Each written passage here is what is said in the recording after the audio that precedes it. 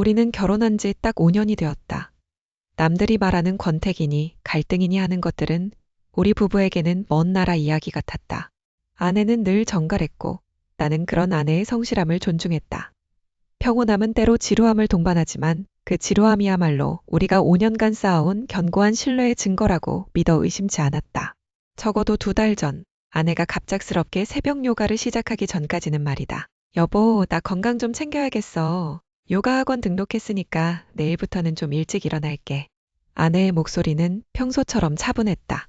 평소라면 늦잠을 즐기던 사람이 갑자기 새벽 5시에 일어나 요가복을 챙겨 입는 모습은 조금 낯설었다. 하지만 나는 아내가 자기 관리를 시작하는 것이라 생각하며 웃어넘겼다. 달라진 건 시간대뿐만이 아니었다. 아내는 어느새부터인가 화장품을 바꾸고 옷차림에도 신경을 쓰기 시작했다. 거울 앞에서 머리카락을 넘기며 립스틱을 덧바르는 아내의 옆얼굴을 볼 때면 5년차 부부라고는 믿기지 않을 만큼 묘한 생기가 느껴지기도 했다. 나는 내심 아내가 나를 위해 다시 여자로 변모하고 있다는 생각에 내심 기분이 좋아지기도 했다. 하지만 그 기분 좋은 의구심은 아주 사소한 순간들로부터 금이 가기 시작했다. 며칠 전 아내의 휴대폰으로 온 짧은 알림 메시지들을 보게 된 날이었다. 아내가 샤워를 하러 들어간 사이 식탁 위에 덩그러니 놓여있던 휴대폰 화면이 반짝였다. 발신자 표시 없는 짧은 메시지, 그리고 연달아 걸려온 부재중 전화 3통. 아내가 나오자마자 휴대폰을 낚아채듯 가져가며 스팸 전화야, 요즘 왜 이렇게 오는지 모르겠네 라고 말하던 그 짧은 순간 아내의 눈빛이 아주 미세하게 흔들렸던 것을 나는 똑똑히 보았다. 내 직감이 경고음을 울렸지만 나는 그저 내가 예민한 것이라고 스스로를 다독였다. 5년의 신뢰가 고작 부재중 전화 몇 통으로 흔들려서는 안 된다고 그렇게 애써 외면했다. 오늘도 아침은 평소와 다름없이 시작되었다. 아내는 평소보다 조금 더 공들여 화장을 하고 향수를 손목에 가볍게 뿌린 뒤 집을 나섰다. 평소보다 한층 상기된 듯한 아내의 표정이 현관문을 나설 때까지 내 머릿속을 맴돌았다. 아내가 떠난 적막한 거실은 평소보다 유독 넓고 차갑게 느껴졌다. 나는 아내가 어질러 놓고 간 거실을 정리하기 시작했다. 아내가 요가를 하던 구석진 자리에는 돌돌 말린 요가 매트가 놓여 있었다. 아내의 흔적이 묻은 그 매트를 치우려던 찰나 코끝으로 낯선 향기가 확 끼쳐 들어왔다. 그것은 아내가 평소에 쓰던 은은한 플로럴 계열의 향수가 아니었다. 묵직하고 강렬하며 어딘가 공격적인, 분명히 남성의 것으로 느껴지는 진한 스킨향이었다. 나는 심장이 덜컥 내려앉는 기분을 느꼈다. 숨이 턱 막혔다. 이 향기는 결코 우리 집에 존재할 수 없는, 혹은 존재해서는 안 되는 향기였다. 떨리는 손으로 요가 매트 귀퉁이를 다시 펼쳤을 때 매트 위에는 아주 희미하게 그러나 분명하게 눌린 남자의 구두 자국 같은 얼룩이 선명하게 남아 있었다. 나는 그 자리에 멈춰서서 굳어버렸다. 5년 동안 지켜온 평화가, 아니, 내가 알던 아내라는 사람의 실체가 한순간에 무너져 내리고 있었다. 결혼 5년 차, 우리의 일상은 마치 잘 길들여진 기계처럼 매끄럽게 돌아가고 있었다. 하지만 그 톱니바퀴 어딘가에 보이지 않는 모래알이 끼어들기 시작한 건 아내가 아침 일찍 요가를 시작하고 나서부터였다. 그녀의 변화는 단순히 외적인 것에 그치지 않았다. 조금 더 세련된 향수, 조금 더 타이트해진 운동복, 그리고 왠지 모르게 한층 차분해진 말투. 처음에는 그저 나를 위한 자기관리라고 생각하며 내심 고마워했다. 하지만 묘한 이질감은 시간이 지날수록 선명한 불길함으로 변해갔다. 요즘 들어 아내의 귀가 시간이 눈에 띄게 늦어졌다. 예전에는 퇴근 후 곧장 집으로 돌아와 저녁을 준비하던 사람이 이제는 일주일에 3번은 야근 혹은 지독한 교통체증을 이유로 들었다. 시계 바늘이 밤 10시를 훌쩍 넘기는 일이 잦아졌다. 나는 식탁 의자에 앉아 거실 창밖으로 비치는 가로등 불빛을 멍하니 바라보곤 했다. 째깍거리는 시계 소리가 유난히 크게 들리는 밤이면 심장 한 구석이 묵직하게 조여오는 느낌을 받았다. 그녀가 돌아오면 나는 습관처럼 현관문 앞까지 나가 마중을 했다. 오늘도 많이 늦었네. 길 진짜 많이 막혔어? 내가 건네는 말은 단순한 안부였지만 그 속에 숨겨진 날카로운 의심을 아내도 느끼고 있을지 모른다. 아내는 익숙한 동작으로 코트를 벗어걸며 나를 스치듯 지나갔다. 그녀의 향수 냄새가 거실 공기를 무겁게 채웠다. 아내는 내 질문을 마치 듣지 못한 것처럼 가볍게 웃으며 대꾸했다. 여보, 오늘 진짜 정신 없었어. 이번 프로젝트 마감 때문에 다들 예민하거든. 아, 맞다. 아까 퇴근길에 보니까 집 앞 카페에 새로운 디저트 나왔던데 주말에 같이 가볼래? 당신이 좋아하는 그 초콜릿 케이크 말이야. 그녀는 언제나 이런 식이었다. 내 의구심이 싹 트려는 찰나. 사소하고 일상적인 화제로 대화를 돌려버린다. 그녀의 대화 방식은 마치 정교하게 짜인 그물망 같았다. 빠져나갈 구멍을 만들지 않으면서도 정작 중요한 핵심은 철저히 가려버리는 그런 기술. 나는 그녀가 건네는 일상적인 미소 뒤에 어떤 의도가 숨어 있는지, 아니면 단순히 내가 너무 예민하게 굴고 있는 것인지 혼란스러웠다. 하지만 분명한 건 우리 사이의 거리가 어제보다 오늘 더 멀어졌다는 사실이었다. 어느 날 밤이었다. 거실에서 TV 소리가 희미하게 들려오는 가운데 나는 물을 마시러 부엌으로 가다가 안방문이 살짝 열려 있는 것을 보았다. 침대 끝에 앉아있는 아내의 뒷모습이 보였다. 그녀는 무언가에 열중하고 있었다. 가까이 다가가려던 순간 아내의 손가락이 바삐 움직이는 것이 보였다. 그녀는 휴대폰 화면을 응시하며 아주 익숙한 손놀림으로 보안 패턴을 재설정하고 있었다. 평소라면 절대 하지 않았을 행동이었다. 그녀는 내게 늘 휴대폰을 투명하게 공개한다고 말해왔으니까 내가 방 안으로 발을 들이는 기척을 느꼈는지 아내는 반사적으로 휴대폰을 뒤집어 침대 위로 던졌다. 그리고는 천천히 고개를 돌려 나를 바라보았다. 그녀의 입가는 부드러운 곡선을 그리고 있었다. 아주 온화하고 다정한 전형적인 아내의 미소였다. 하지만 그 미소는 딱 입가에만 머물러 있었다. 텅 비어있는 눈동자, 생기라고는 찾아볼 수 없는 건조한 눈빛이 나를 꿰뚫고 있었다. 순간 등줄기를 타고 서늘한 한기가 흘러내렸다. 그녀는 웃고 있었지만 그 눈은 웃고 있지 않았다. 나는 그 차가운 시선에 압도되어 차마 입 밖으로 내뱉으려 했던 질문들을 삼켜버렸다. 대체 그녀는 무엇을 감추고 있는 것일까? 그녀의 손끝에 닿아있던 그 비밀이 우리의 평온했던 5년을 순식간에 제로 만들어버릴 것만 같았다. 어느 날부터인가 아내의 주변을 맴도는 공기가 달라졌다는 사실을 나는 뼈저리게 느끼고 있었다. 분명 5년이라는 세월 동안 익숙해진 그녀의 향수 냄새, 현관문을 열 때 들리는 익숙한 발소리까지 모든 것이 그대로인데 정작 그 안에 담긴 본질은 마치 낯선 타인의 그것처럼 차갑게 식어 있었다. 새벽 일찍 일어나 요가를 하러 간다며 서둘러 나가던 뒷모습이 내 기억 속에 선명했다. 전에는 한 번도 보여준 적 없던 그 열정이 단순히 건강을 위한 것이라기엔 그녀의 눈빛은 지나칠 정도로 날카롭고 생기가 넘쳤다. 마치 무언가 거대한 계획을 완벽하게 수행하기 위한 에너지를 비축하는 사람처럼 말이다. 의심은 꼬리에 꼬리를 물었다. 아니, 정확히 말하자면 의심이라는 단어보다는 확신을 위한 검증의 단계에 진입했다고 하는 게 맞을 것이다. 퇴근길, 아내의 신용카드 결제 내역을 몰래 확인하기 시작한 건 그 무렵부터였다. 앱을 켜고 화면을 터치하는 손가락이 미세하게 떨렸다. 평소라면 뻔하게 찍혀 있어야 할 카페나 마트의 결제 기록들 사이로 알 수 없는 시간대의 결제건들이 눈에 띄었다. 낮 시간, 회사 업무로 바빠야 할 시간에 그녀는 도심의 번화가에 위치한 한 빌딩 근처에서 반복적으로 결제를 하고 있었다. 사무실과는 정반대 방향이었다. 그날부터 나는 회사에 핑계를 대고 일찍 퇴근하여 그녀의 뒤를 쫓기 시작했다. 주차장 구석, 내 차 안에서 그녀의 검은색 세단이 빠져나오는 것을 기다리는 시간은 고문과도 같았다. 며칠 뒤, 퇴근 시간 무렵 그녀가 늘 가던 방향이 아닌 도심 한복판의 낡은 오피스텔 건물로 향하는 것을 목격했다. 그녀는 그곳에 차를 대고는 익숙한 듯 주변을 한번 살핀 뒤 건물 안으로 사라졌다. 멀리서 지켜보는 나의 심장 소리가 차 안을 가득 채우는 것 같았다.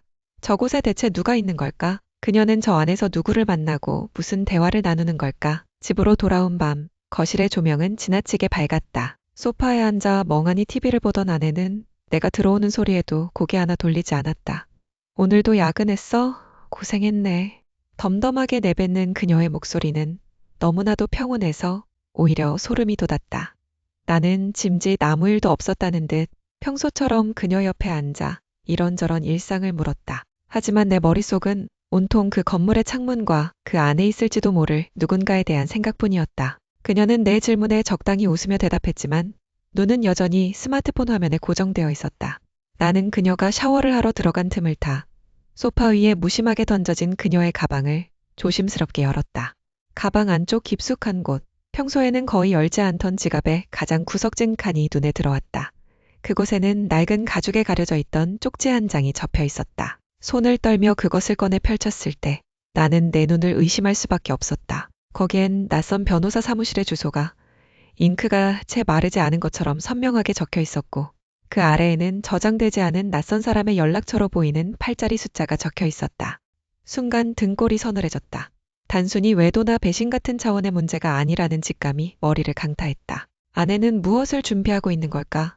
이 서늘한 쪽지가 의미하는 것은 과연 무엇일까? 나는 거실에서 들려오는 욕실의 물소리를 들으며 손에 쥔 종이를 구겨버릴지 아니면 그대로 멈춰서야 할지 갈피를 잡지 못한 채 숨을 죽였다. 욕실에서 들려오는 규칙적인 물소리가 거실의 정막을 찢고 있었다. 아내가 샤워를 하러 들어간 지 고작 10분. 나에게 주어진 시간은 그뿐이었다. 심장이 귓가에서 쿵쾅거리는 소리가 들릴 정도로 긴박했다. 평소라면 절대 열어볼 엄두도 내지 않았을 그녀의 노트북 앞에 앉았다. 화면을 켜자마자 느껴지는 묘한 이질감. 아내는 비밀번호를 바꾸지 않았지만 평소와는 다르게 바탕화면이 지나치게 정돈되어 있었다.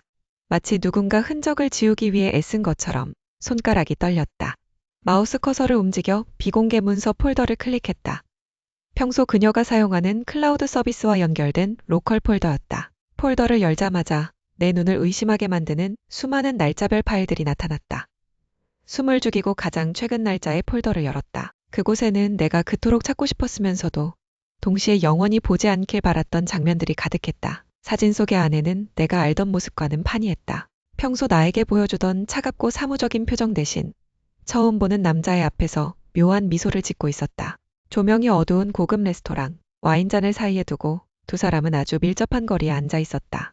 사진은 정교했다. 식사를 하는 모습, 서로의 잔을 채워주는 모습, 그리고 마지막 사진에는 레스토랑을 나서는 두 사람의 뒷모습이 찍혀 있었다.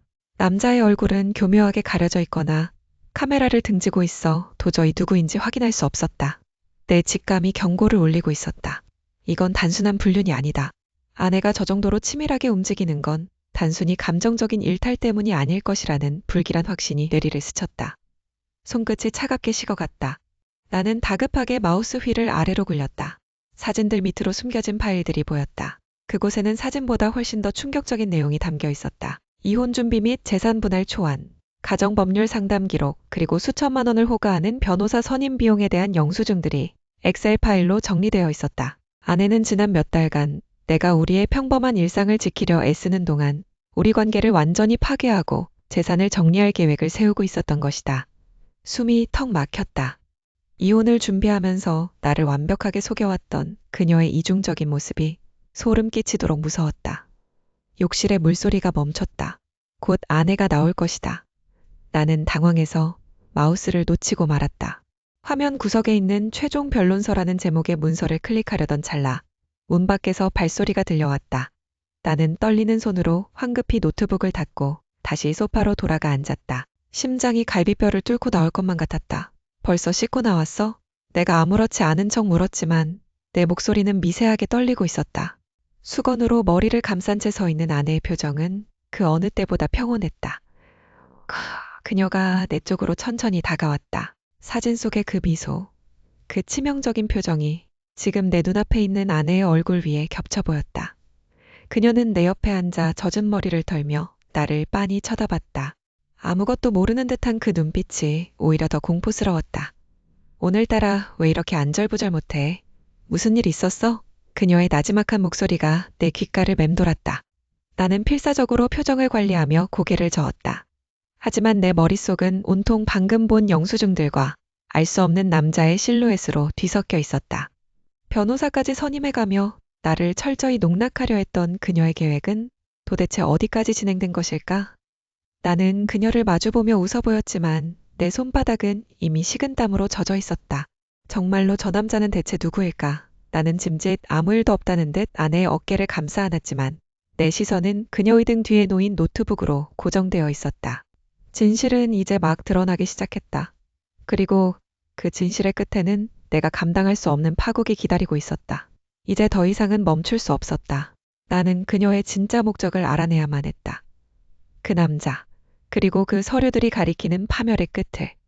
식탁 위에는 김이 모락모락 나는 된장찌개와 정갈하게 차려진 반찬들이 놓여 있었다. 평소라면 아내의 세심한 손길에 감사하며 즐겁게 식사를 시작했겠지만 오늘 밤의 공기는 평소와는 확연히 달랐다. 나는 식탁 맞은편에 앉아 천천히 숟가락을 들고 있는 아내를 뚫어지게 바라보았다.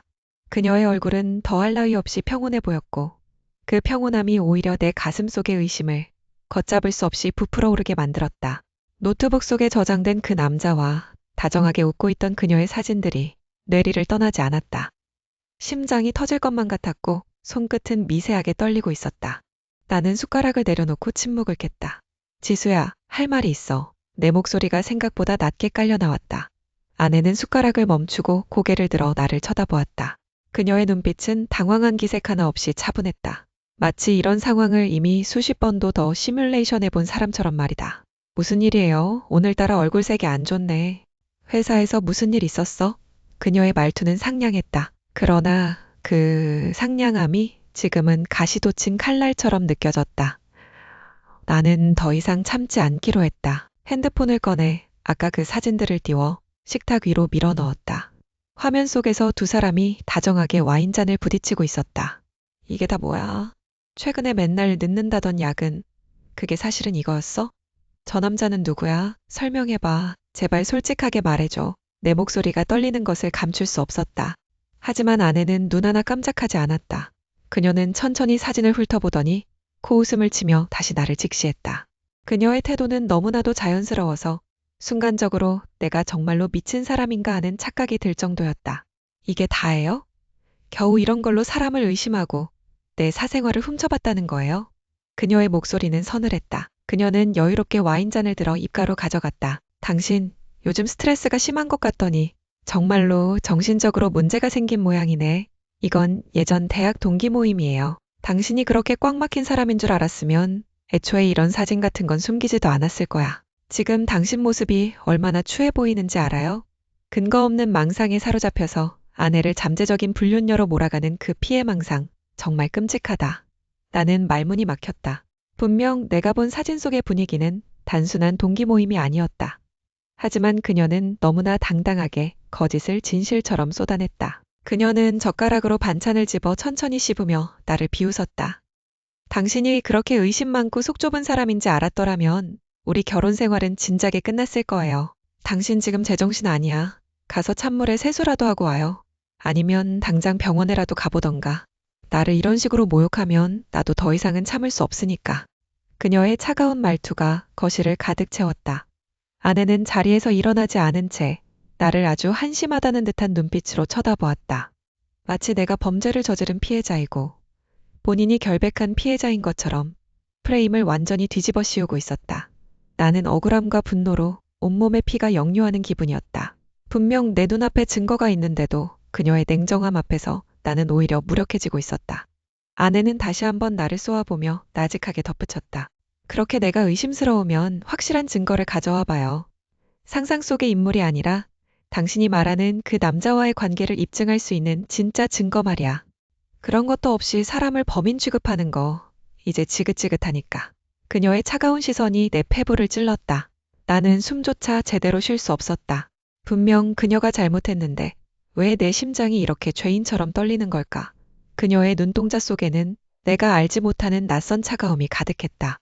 이것이 내가 5년 동안 사랑해온 아내의 진짜 얼굴인 걸까? 나는 그녀의 냉혹한 도전 앞에 벼랑 끝에 선 기분을 느꼈다. 아내와의 그 싸늘했던 저녁 식사 이후 집안에는 숨막히는 정적만이 감돌았다. 그녀는 아무 일도 없었다는 듯 평소처럼 나를 대했지만 그 눈빛 뒤에 숨겨진 서늘함은 오히려 내 의심을 확신으로 바꾸어 놓았다. 아내가 잠든 새벽, 나는 조용히 침대에서 일어나 옷을 챙겨 입었다. 어둠 속에서 나는 짐승처럼 날카로워진 신경을 곤두세웠다. 지난번 몰래 확인했던 그 주소. 시내 한복판의 낡은 오피스텔 건물 4층으로 향했다. 심장이 갈비뼈를 뚫고 나올 듯 요동쳤다. 건물 입구는 낡고 어두웠다. 경비원이 없는 틈을 타 계단을 올라갔다. 복도 끝 402호 문 앞에 섰을 때 손끝이 미세하게 떨렸다. 혹시라도 안에서 아내와 그 남자가 웃고 떠드는 소리가 들리면 어떡하지? 아니, 오히려 차라리 그게 낫겠다. 눈으로 직접 확인하고 나면 이 지긋지긋한 불확실함의 늪에서 벗어날 수 있을 테니까. 나는 미리 챙겨온 마스터키 도구를 이용해 조심스럽게 문틈을 공략했다. 찰칵 소리와 함께 문이 아주 조금 벌어졌다. 내부는 생각보다 훨씬 정갈하고 차가웠다. 내가 상상했던 밀회 장소와는 거리가 멀었다. 은은한 조명 대신 형광등 불빛이 강하게 내리쬐고 있었고 방 안에는 온통 서류 더미와 법전들이 가득했다. 그리고 책상 위에는 변호사 자격증이 액자에 담겨 있었다. 이혼 전문 변호사 김현우. 머릿속이 하얗게 전멸했다. 멍하니 주위를 둘러보던 내 시야에 책상 위에 놓인 익숙한 노트북 하나가 들어왔다. 아내의 것이었다. 그녀가 왜 이곳에 자신의 노트북을 두고 다니는 걸까? 나는 떨리는 손으로 노트북을 열었다. 다행히 잠금 장치는 걸려있지 않았다. 나는 미친 사람처럼 폴더를 뒤지기 시작했다. 남자와의 다정한 사진? 아니, 그런 건 없었다. 화면에 나타난 것은 오직 방대한 양의 법률 문서들과 재산 분할 명세서뿐이었다. 아내는 나를 배신한 게 아니었다. 그녀는 나를 버릴 준비를 하고 있었던 것이다. 나는 떨리는 숨을 몰아쉬며 최종 기획안이라는 이름의 폴더를 클릭했다. 그곳에는 지난 6개월간 우리가 함께했던 모든 순간이 아주 다른 방식으로 기록되어 있었다. 내가 무심코 했던 말들, 늦게 귀가했던 날들의 카드 내역, 심지어는 내가 술에 취해 실수했던 사소한 일들까지도 날짜별로 정리되어 있었다. 그것은 단순한 다이어리가 아니었다. 철저히 계산된 공격이었다. 스크롤을 내리던 내 손가락이 특정 파일 위에서 멈췄다. 이혼 소송 준비 자료 및 증거 수집이라는 이름의 파일이었다. 클릭하자마자 쏟아져 나온 것은 내가 상상조차 못했던 내용들이었다. 지난 몇 달간 아내가 나 몰래 수집해온 나의 결점들, 내가 알지 못하는 사이에 진행된 재산 은닉의 흔적들, 그리고 나를 유책 배우자로 몰아가기 위한 치밀한 정황 증거들이 파노라마처럼 펼쳐졌다. 그녀는 나를 사랑한 것이 아니라 나를 완전히 파멸시키기 위한 무대를 설계하고 있었다. 마지막 페이지를 넘기자 이미 도장까지 찍혀 있는 이혼 합의서가 보였다. 거기에는 나의 모든 권리를 박탈하고 나를 빈털터리로 만들겠다는 독소 조항들이 가득했다. 그 순간 등 뒤에서 문이 열리는 소리가 들렸다. 서늘한 공기가 내 뒷덜미를 스쳤다. 뒤를 돌아보기도 전에 너무나도 익숙하고 차가운 아내의 목소리가 어둠 속에서 들려왔다. 결국 여기까지 왔네. 당신 생각보다 훨씬 더 멍청하구나. 서늘한 공기가 거실을 가득 메웠다. 퇴근 후 집에 돌아온 아내는 평소와 다름없는 표정으로 현관문을 열었지만 나를 바라보는 눈빛만은 기묘하게 서늘했다. 나는 거실 소파에 앉아 그녀가 들어오기만을 기다리고 있었다. 노트북을 켜놓고 그 안에 담긴 비밀들을 낱낱이 파헤친 증거물들을 책상 위에 올려둔 채였다. 하지만 그녀는 놀라거나 당황하는 기색조차 없었다. 오히려 그녀는 구두를 벗으며 나를 향해 옅은 미소를 지어 보였다. 그 미소는 마치 벌레가 덫에 걸려 버둥거리는 꼴을 구경하는 포식자의 그것과 닮아 있었다. 컴퓨터는 잘 봤어? 비밀번호가 좀 쉬웠지? 그녀의 목소리는 너무나 차분했다. 나는 손끝이 떨리는 것을 감추기 위해 주먹을 꽉 쥐었다. 그동안 내가 했던 모든 행동, 몰래 뒤를 밟고 밤새도록 그녀의 일거수일투족을 관찰하며 증거를 모으려 했던 나의 필사적인 노력들이 전부 그녀의 계산 안에 있었다는 사실이 뼈저리게 느껴졌다. 나는 부들부들 떨리는 목소리로 그녀의 이중적인 태도를 추궁하려 했다. 하지만 내 입에서 나오는 말은 횡설수설 엉망이었다. 너 도대체 뭘 하려는 거야? 그 변호사는 또 뭐야? 우리 사이가 왜 이렇게 된 건데? 나의 절규에 가까운 물음에도 아내는 여유롭게 가방을 내려놓고는 거실 중앙으로 걸어 나왔다. 여보, 당신 요즘 정말 왜 이래? 혼자 상상의 나래를 펼치고 누군가를 의심하고 그러다 결국 내 개인 영역까지 침범하고 당신 그건 범죄인 거 알지? 내가 당신을 위해서 얼마나 참고 있는지 알아야 해. 그녀는 주머니에서 핸드폰을 꺼내 누군가와 메시지를 주고받기 시작했다. 나는 그녀가 나를 몰아세우는 방식이 단순히 부부싸움이 아니라는 것을 직감했다. 그녀는 이미 내 정신 상태를 위험한 수준으로 낙인 찍어 가족들에게 유포하고 있었다. 장모님에게서 걸려온 전화가 거실에 울려 퍼졌다. 아내는 나를 똑바로 쳐다보며 스피커폰을 켰다. 엄마, 오늘도 그래. 내가 집에 오기 무섭게 또 사람을 몰아세워. 전처럼 소리를 지르거나 물건을 던지진 않지만 그 눈빛이 너무 무서워. 정말 이러다 나한테 무슨 짓을 할지도 모르겠어. 거짓말이었다. 나는 단 한 번도 그녀에게 폭력을 행사한 적이 없었다. 하지만 그녀는 나의 관찰력과 집착을 정신적 불안과 가정 내 폭력의 징후로 교묘하게 왜곡하고 있었다. 그녀의 차가운 눈동자 속에는 이미 내가 이 집에서 쫓겨날 미래가 그려져 있는 듯했다. 나는 그녀의 뺨을 치고 싶었지만 그랬다간 정말로 내가 가해자가 될 것만 같아 몸을 굳힐 수밖에 없었다. 그녀는 내가 아무것도 할 수 없다는 것을 이미 알고 있었다. 그녀의 치밀함 앞에 나의 의심은 날카로운 흉기가 되어 오히려 나를 향해 돌아오고 있었다. 그녀는 나를 마치 짐승 다루듯 내려다보며 차갑게 덧붙였다. 당신, 당분간은 치료가 좀 필요할 것 같아. 아니, 어쩌면 우리 관계를 위해서라도 떨어져 있는 게 나을지도 모르지. 그 말을 끝으로 그녀는 자기 방으로 들어가 문을 닫았다. 나는 무력감에 휩싸여 소파에 주저앉았다. 고요한 밤, 내 핸드폰 진동이 거칠게 울렸다. 모르는 번호였다. 문자를 확인한 순간 피가 차갑게 식어가는 기분이 들었다. 아내가 선임한 법무법인 측에서 보낸 메시지였다. 귀하의 배우자인 아내 이름 씨의 요청으로 가정 내 안전보장 및 정서적 평온을 위해 귀하는 즉시 공동거주지에서 퇴거할 것을 통보합니다. 본 통지 확인 즉시 짐을 정리하여 집을 비워주시기 바랍니다. 불응시 법적 강제 조치가 취해질 예정입니다. 나는 멍하니 화면을 바라보았다. 그녀는 나를 내보내기 위한 완벽한 시나리오를 쓰고 있었다. 이것은 시작에 불과했다. 나는 이제 어떻게 해야 할까? 내 집에서 나의 아내로부터 쫓겨나야 하는 현실이 믿기지 않았다. 그녀의 계획은 내가 생각했던 것보다 훨씬 더 잔인하고 치밀하게 짜여 있었다. 나는 갈 곳 없는 절망감 속에서 무너져 내리고 있었다. 법무법인 결의상담실은 숨이 막힐 정도로 차갑고 건조했다. 공기청정기가 윙윙거리며 돌아가는 소리만이 유일한 소음이었고 그마저도 내 심장박동 소리에 묻혀 희미하게 들릴 뿐이었다. 테이블 건너편에 앉아있는 아내는 마치 타인을 대하듯 서늘한 눈빛으로 나를 응시하고 있었다. 그녀의 옆에는 지난번 내가 몰래 찾아갔던 그 변호사가 서류 뭉치를 든 채 여유로운 표정으로 앉아 있었다. 도대체 이게 무슨 짓이야, 희진아. 내 목소리는 형편없이 떨리고 있었다. 나는 필사적으로 그녀의 눈을 맞추려 했지만 아내는 시선을 피하는 대신 오히려 나를 불쌍하다는 듯이 내려다보았다. 변호사가 서류 한 장을 내 쪽으로 스윽 밀어 넣었다. 협의 이혼 합의서라는 글자가 선명하게 박혀 있었다. 당신 요즘 잠도 제대로 못 자고 있잖아. 내가 당신을 얼마나 걱정하고 있는지 알아? 아내의 목소리는 너무나 차분해서 오히려 섬뜩했다. 그녀는 주머니에서 스마트폰을 꺼내 몇 번 터치하더니 나를 향해 화면을 돌려 보여주었다. 그 안에는 내가 지난 몇 달간 그녀의 뒤를 밟고 컴퓨터를 뒤지고 심지어 이 사무실을 몰래 엿봤던 날들의 블랙박스 영상과 사진들이 날짜별로 일목요연하게 정리되어 있었다. 내가 아내의 의심스러운 행적을 캐기 위해 설치했던 은밀한 노력들이 역설적으로 그녀에게는 나의 스토킹과 병적인 집착을 증명하는 완벽한 무기가 되어 돌아온 것이다. 당신은 스스로를 갉아먹고 있어. 정신적으로 너무 불안정해. 우리 부모님도, 당신네 부모님도 이미 이 사실을 알고 계셔. 내가 얼마나 고통받았는지, 당신이 나를 어떻게 감시하고 숨을 조여왔는지 말이야.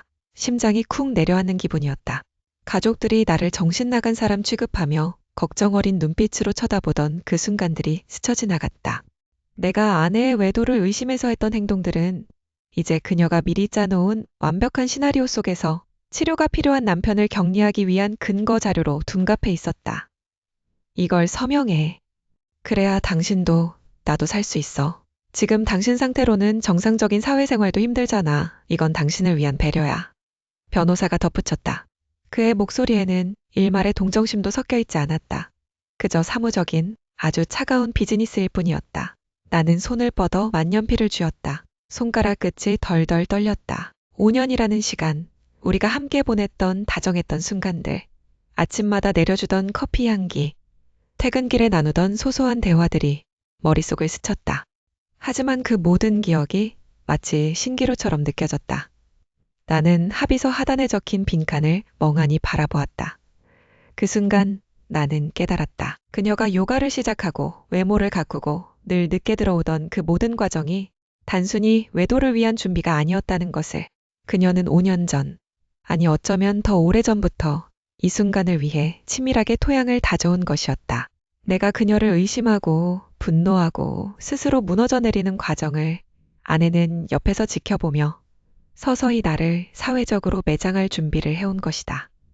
내 손에 들린 펜은 무거웠다. 도장을 찍는 순간 지난 5년은 그저 그녀의 인생에서 깔끔하게 오려낼 불순물이 되어 사라질 것이다. 그녀의 표정에는 단 한 점의 미안함도 아쉬움도 없었다. 완벽하게 계획된 소름 끼칠 정도로 차가운 탈출의 마지막 퍼즐 조각이 눈앞에서 나를 기다리고 있었다. 나는 도대체 무엇을 위해 그토록 필사적으로 그녀를 붙잡으려 했던 것일까? 펜촉이 종이를 짓누르며 검은 잉크가 번지기 시작했다. 텅 빈 집안은 지나치게 고요했다. 현관문을 열고 들어섰을 때 느껴지는 이 서늘한 공기는 이제 이곳이 더 이상 우리의 공간이 아니라 나라는 존재가 완전히 삭제된 하나의 박제된 공간임을 실감하게 했다. 가구들은 제자리에 놓여 있었지만 아내의 흔적은 마치 칼로 도려낸 듯 말끔히 사라져 있었다. 5년이라는 시간 동안 우리가 함께 쌓아 올렸던 겹겹의 기억들은 이제 먼지처럼 흩어졌다. 거실 한복판, 창가 옆에 덩그러니 놓인 요가 매트가 눈에 들어왔다. 저 매트 위에서 그녀가 평온한 표정으로 호흡을 가다듬던 모습이 선명하게 떠올랐다. 그때 나는 그녀가 그저 건강을 챙기고 삶의 활력을 찾기 위해 노력한다고만 생각했다. 하지만 그것은 나를 향한 사랑의 증진이 아니었다. 그녀는 요가 매트 위에서 자신의 근육을 이완시키며 동시에 내 인생을 내 삶에서 지워버리기 위한 치밀한 계획을 세우고 있었던 것이다. 그녀에게 그 시간은 나로부터 도망치기 위한 예행 연습이었고 나라는 존재를 삶의 구석으로 밀어내기 위한 고도의 정신적 단련이었다. 나는 소파에 깊숙이 몸을 파묻었다. 손끝이 떨려왔다. 법률사무소에서의 그 차가운 조명 아래 그녀가 나를 보며 지었던 그 미소는 경멸조차 아니었다. 그저 처리해야 할 서류를 대하는 사무적인 무관심이었다. 그녀는 나를 감정적인 인간이 아닌 그저 법적으로 제거해야 할 하나의 장애물로 격화시켜버렸다. 가족들 앞에서 나를 정신병자로 몰아가던 그녀의 그 침착하고도 연기력 넘치는 목소리가 귓가에 쟁쟁했다. 그 모든 과정이 너무나 완벽해서 나는 내 인생이 그녀의 거대한 설계도 안에서 얼마나 무력하게 부서졌는지 이제야 비로소 온전히 깨달았다. 나는 내 손에 쥐어진 이혼 서류를 내려다보았다. 잉크는 이미 말랐지만 내 분노는 이제 막 끓어오르기 시작했다. 그녀는 승리했다고 믿고 있을 것이다. 모든 것을 완벽하게 설계하고 나를 사회적으로 정서적으로 매장시킨 뒤 깨끗하게 손을 털고 나갔다고 생각하겠지. 하지만 그녀는 단 한 가지를 간과했다. 내가 그녀를 관찰했던 시간만큼 나 또한 그녀의 모든 습관과 비밀을 알고 있다는 사실을, 그녀가 그토록 철저히 감추려 했던 플랜 B의 실체를 내가 뒤쫓지 않았을 것이라고 확신하는 것일까. 일어서서 창밖을 내다보았다. 저 아래 거리의 불빛들이 무심하게 흐르고 있었다. 나는 패배자로 남아서 그녀의 새로운 시작을 축복해주며 이대로 사라질 것인가? 아니면 그녀가 내 삶에 저지른 그 파괴적인 짓을 똑같은 방식으로 되돌려줄 것인가? 내 가슴속 깊은 곳에서 차가운 도끼가 치밀어 올랐다. 그녀의 그 치밀한 계획이 무너지는 순간 과연 그녀는 어떤 표정을 지을까? 나는 서랍 깊숙한 곳에서 그녀가 치워두지 못한 잊고 지나친 옛 서류 하나를 꺼냈다. 그 종이 위에 적힌 이름과 날짜를 확인하는 순간 내 입가에는 서늘한 미소가 번졌다. 그녀는 나를 무너뜨렸지만 나는 그녀의 가장 취약한 급소를 방금 막 찾아냈다. 이제부터 시작이다. 게임은 아직 끝나지 않았다. 짐을 싸서 나가는 그녀의 뒷모습보다 무너져 내리는 그녀의 완벽한 미래가 훨씬 더 보고 싶어졌다. 나는 휴대폰을 들어 그녀가 가장 아끼는 비밀 계좌로 보낼 메시지를 작성하기 시작했다. 모든 것은 기록되고 있었고 이제 그 기록들이 그녀의 완벽한 성벽을 허물 차례였다. 과연 내가 보낸 이 짧은 한 줄이 그녀의 화려한 새 출발을 어떻게 뒤흔들어 놓을지 나는 숨을 죽이고 그녀의 반응을 기다렸다. 첫 번째 복수의 조각이 맞춰지고 있었다.